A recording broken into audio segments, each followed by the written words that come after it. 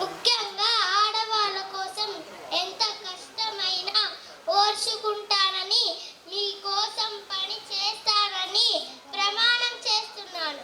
హ హ హ. అలా ప్రమాణం చేసిన నేను ఎంతో మంది ఆడవాళ్లకు రుద్రదేవుడిగా పరిచయం అయ్యాను. మా నాన్న గణపతి దేవుడు, ఆయనకు పుత్ర సంతానం లేదు.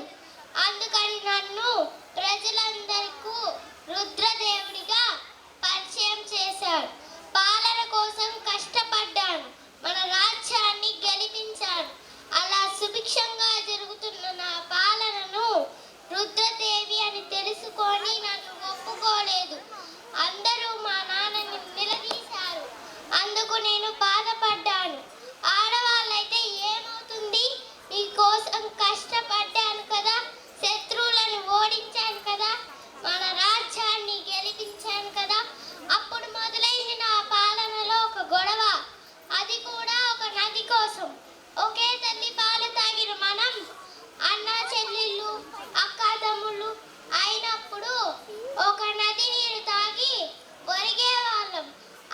అక్క చెల్లెళ్ళు, అన్న తమ్ముళ్ళు కాలేమా అన్న నా మాటతో అనేక రాజ్యాలు కలిశాయి. ప్రజలందరూ సంతోషంగా జీవిస్తున్నారు.